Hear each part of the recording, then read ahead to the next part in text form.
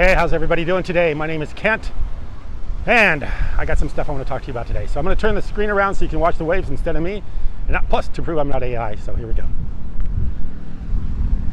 Yeah, I always like to put my image in the video because there's so much AI stuff going on. Not that the AI is that great, you can usually tell, but just for, so everybody knows who I am. That's me. So I like to use the waves as a background for my videos because they change every day. Today's are a little bit bigger waves than they were the other day. Let me tell you, I never thought in my wildest dream, this kid growing up in western Nebraska. If you know western Nebraska, it's got a little bit of hills. It's not the smoothest place in the world. But I didn't think I'd ever be walking along a beach shooting a YouTube video.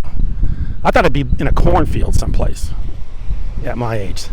Probably someplace, picking corn. That's what I'd be doing. So, but here I am. As they say, man proposes and God disposes. So here I am in Southern California. Not that I'm complaining, but just I never thought I would be here.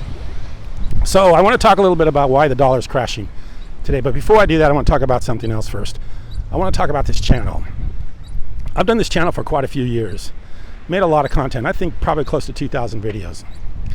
And it hasn't been very fruitful. And the reason it hasn't been very fruitful is because my content has been mainly about a blockchain called EOS. If you've never heard of EOS, most people on this channel probably have. It's an altcoin developed by Dan Larimer, and they had a good concept and a good idea. And we didn't want to just be blockchain investors. We saw blockchain technology and we wanted to be developers. And we saw EOS as a great blockchain to develop on. It was proof of stake, which means it was very quick, very fast. It wasn't like Bitcoin slow. You could do a lot of transactions. They were going to give support. There was going to be a lot of benefits. So we went to a lot of work and a lot of money to build an app on that blockchain. And I wanted to promote the blockchain. So I started making videos about it because we were invested not only with our time, but with our money. But there were some shadowy, nefarious figures in the background, Peter Thiel, Mike Novogratz, which we should have been worried about. These kind of people, when they get involved with something, they don't get involved with things for free. And of course, these guys are all billionaires. Peter Thiel's the PayPal, he was partners with Elon Musk. And of course, Novogratz, he made a lot of money in the hedge funds. So these guys made a lot of money. And they were involved with EOS. And then we had this other creepy little guy named Dan Larimer, who was the wolf in sheep's clothing. So all these people conspired to basically take the funding, the $1 billion they raised, away from EOS. And that's why EOS is now 96 in blockchain capitalization, market cap, instead of like 5 or 6 where it was when I was making these videos. Now, I'm not bashing EOS because I think EOS did everything they could from that standpoint. But what I'm telling you right now is I couldn't make content on it anymore because when the billionaires took all the cash out of it and reneged almost on every promise they made, it left some guys up in Canada, the ENF, to take over. And of course, they're doing it without a lot of support because the thing has gone down in price, so they can't liquidate tokens in order to pay for their. And it's very difficult. I don't know how they're doing right now because I haven't followed it. I hope they're doing well. I still support them, but I'm not going to make content on it anymore. So I've made a lot of content that hasn't really gotten me anywhere. 6,000 subscribers. Not that I'm negative about that. I'm actually kind of happy that I'm still maintained 6,000 subscribers. But like I made 2 videos yesterday, and it was like 100 views, which isn't going to feed the bulldog. So what I did is I said, hey, put some Amazon links down in the description, and if you could check these links out, I would get a small percentage, maybe 3 or 4% of the purchase price. It doesn't raise the cost for you. It's the same. It's just where it comes from. If it goes directly to Amazon, they take all the money. If it goes someplace else, they'll give a small percentage to that link where it came from. That's affiliate marketing. So I put the links down below and told you about them. And to my surprise, I had 55 unique clicks on those links. So with 100 views, a little over 100 views, over half of the people that watch those videos clicked on those links. And those were unique clicks. So I'm really amazed that happened. I'm so surprised, and I'm very grateful. However, no one purchased anything. So if someone could just purchase something, I'd appreciate it even more. That would be a bigger benefit to me. Like I say, I've put a lot of work into this YouTube channel and really haven't got much out of it. Now, I realized yesterday I put a $1,200 electric bike down. That was reaching out a little bit too far. But I can put some cheaper items in there too. The other thing too is after I get done here, I'm going to go to my computer and shoot a live video. So if you want to talk to me live from my computer, I'll be on the computer as soon as I get done with this video. I have to go do a couple things and I'll go home and do that. So, and I did a live yesterday. Nobody showed up to live, but I haven't done a live in a long time. And a lot of this is my fault. I have had big gaps in making content. I haven't made I've taken time off, and so I'm not blaming everybody, but I'm just saying, but to conspire against EOS, me not taking breaks off, taking time off and everything, I need to figure out a way to get this thing going. And hopefully these Amazon links will help me out a little bit. So if you could do that, I'd really appreciate it. Now, back to what I was going to talk about, which is the US dollar. And I think it's crashing, and I think, I'm going to tell you what I think is going to happen, and I think what I'm going to tell you, mark this tape, because I think there's a pretty high likelihood it's going to happen this way. So, like I say, I've known this for a long time, probably mid-90s. I knew this was going to happen. So, of course, your dollar's been around since the beginning of the country, 1776. But in 1913, they passed the Federal Reserve Act. Everybody knows about that. And what the Federal Reserve Act did is it backed the US dollar with the gold. So there was hard money behind this fiat currency, and that made it fairly stable. So originally, the way the Federal Reserve System was designed, although everybody thinks it's, some sort of conspiracy, originally the way it was designed, it wasn't that bad, because it was just printed money, but it was backed by gold that was being held someplace, Fort Knox or banks or wherever.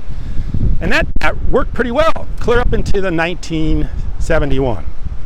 Although there were world wars and all the other stuff, and there were times where you could not hold gold as an individual, but governments could hold it. And of course, when Nazi Germany was terrorizing Europe, they brought all the gold over to the United States to keep it safe from the Nazis taking it. And of course, after the Nazis were defeated, of course, the government started wanting their gold back, so they started trading their dollars back for the gold. 1971, and we were in a war, or right prior to that, we were in Vietnam War, or actually we were in Vietnam in 1971, we're just getting out. We were printing money like crazy, so the government started seeing this inflation, so they wanted their money back, so they started getting the money back. Well, at that time, 1971, they needed something to replace the gold to back the currency, and of course, Henry Kissinger came up with the petrodollar. Saudi Arabia was full of oil, and we would tell them basically, hey, you transact in dollars and dollars only, and guess what? We'll protect you. We'll do everything for you. You'll be our best friend. And you saw that during 9/11. They were the only planes flying in U.S. airspace that during those days were the Saudis, because they were immune to all the problems because of the fact they had this deal with the United States about selling oil and gold. And that worked really well, although it was very inflationary.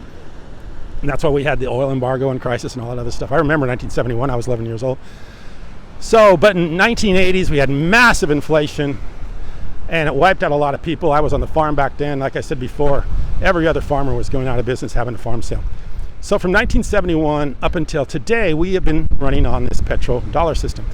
And of course, over the years, it's gotten weaker and weaker and weaker and weaker. And now you have a lot of countries that are not transacting in dollars anymore to buy oil. They're going outside of the dollar system.